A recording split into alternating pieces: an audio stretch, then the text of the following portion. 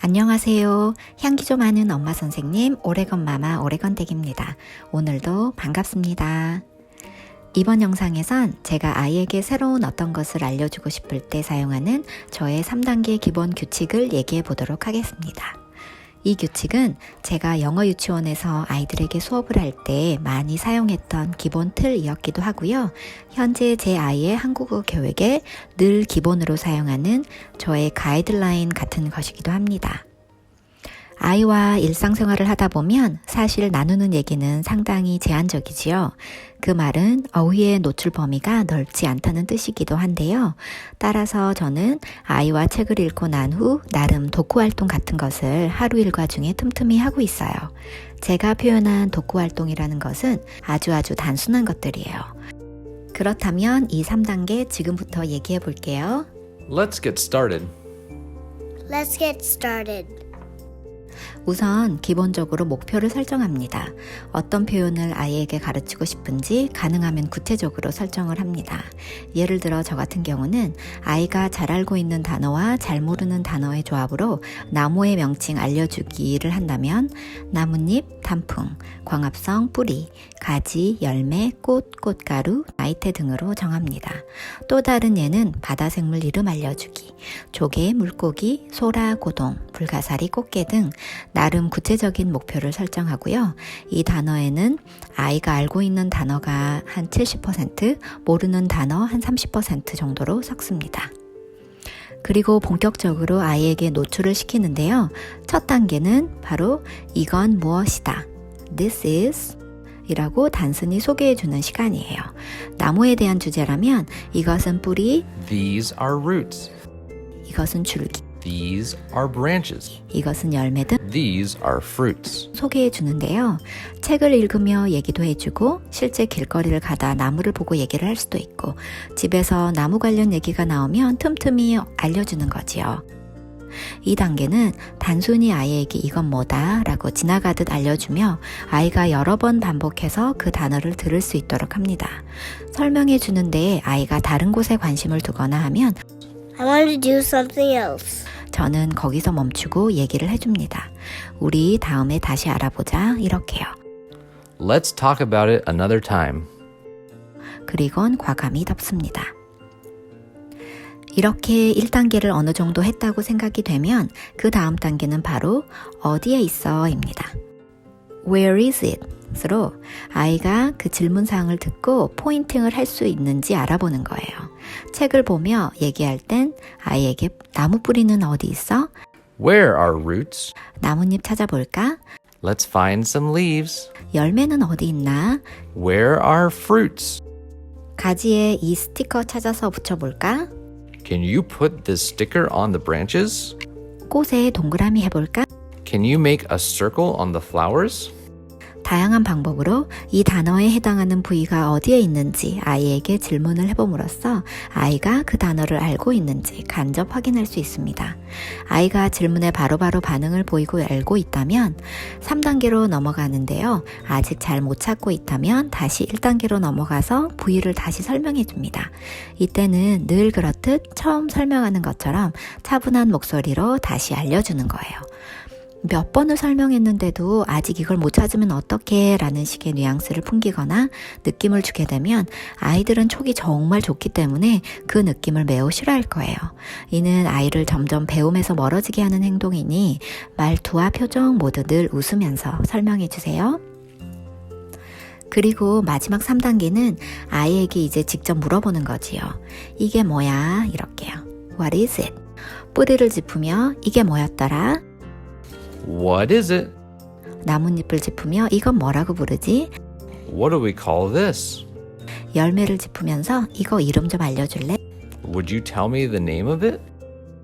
아이가 실제로 그 단어를 입 밖으로 꺼낼 수 있도록 유도를 하는 거예요. 제2 언어를 배우는 아이는 이 단계를 정말 많이 어려워하고 입 밖으로 꺼내는 걸 상당히 어려워하지요. 알고 있는 단어지만 소리내 말하는 것을 충분히 연습하지 못하게 되면 알아는 듣지만 말은 잘 못하게 되는 경우로 진행이 될 확률이 아주 높습니다. It's not easy, Mama. 특히 미국에 사는 많은 교포 아이들이 듣기는 어느 정도 하지만 내뱉는 말을 부끄러워하고 그걸 힘들어해서 부모님과 나중에는 한국어 의사소통이 어려워지는 것을 많이 봤어요. 따라서 부모님은 이 3단계를 시행할 때 아이가 그 말을 소리내 해볼 수 있도록 항상 격려해 주시고 초반엔 때론 아이가 좋아하는 간식으로 유인도 하면서 Will you give me some snack? Please, Mama. 너도 할 수 있다라는 자신감을 심어주어야 합니다. 일단 아이가 한마디라도 내뱉는 게 시작이 되면 두 번째, 세 번째, 네 번째 단어는 더욱 쉽게 할 수가 있어요. 아이가 아직 바로 대답을 못한다면 우리는 다시 1단계, 2단계로 돌아가서 차분히 다시 설명해주면 됩니다. 이 세 가지 단계 너무나 간단하고 쉬운 내용인데요. 제가 본 많은 수업과 부모님의 가르침 장면을 봤을 때 1단계, 2단계를 충분히 해주지 않고 3단계로 넘어가서 이게 뭐야? 라고 아이에게 질문하는 경우를 많이 봤어요. 아이가 아직 준비가 안 된 상태에서는 절대 원하는 답변이 바로바로 나오지 않는다는 사실을 충분히 인지하시고 I'm not ready yet. 3단계 질문을 섣불리 하는 거를 조금 늦춰주세요. 좀 더 구체적으로 단계별 방법을 간단히 살펴보면요. 우선 1단계에 해당하는 놀이로 아이와 바구니 하나 들고 공원에 가서 함께 나뭇잎을 몇 개 주워와 미술 놀이를 하는 건데요. 아이에게 미리 얘기를 해주고 참여를 많이 시켰을 때 학습 효과가 좋았어요.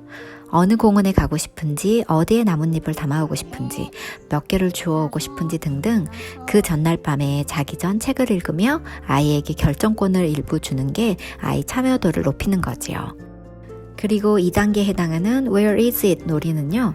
목욕할 때 나무 그림을 함께 욕조에 그려보면서 부위를 찾아 표시를 할 수 있도록 하거나 아이가 부위를 직접 듣고 그려볼 수 있도록 유도를 해봅니다. 이로써 책 속에서 봤던 내용을 한 번 더 복습할 수 있도록 도와주는 거지요. 또는 잘 떼어지는 스티커를 이용해서 책을 보며 엄마가 물어보는 부위에 스티커를 찾아 붙이게 하는 놀이도 좋은 방법이에요.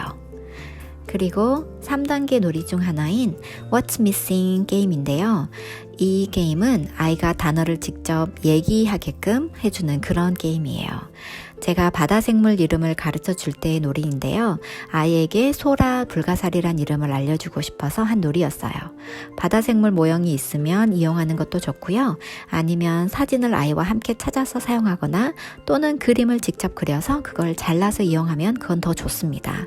아이가 주체가 되어 하는 게임일수록 아이들의 참여도는 훨씬 높습니다. 우선 바닥에 하나씩 바다생물 이름을 불러주며 나열을 해주고 커다란 천이나 보자기를 이용해서 가린 후에 물건을 하나 집어 숨깁니다. 그리고 아이에게 무엇이 없어졌는지 찾게 하는 놀이예요. 아이는 뭐가 없어졌나 하고 집중해서 보다가 이름을 알고 있으면 뭐가 없어졌다고 입으로 말을 하게 되는 거지요. 아직 아이가 머뭇머뭇한다면 첫 소리를 엄마가 내주고 아이가 뒷소리를 따라할 수 있도록 이끌어 주어도 좋습니다. 그리고는 엄마의 소리를 전체 따라해 보게끔 하는 거지요.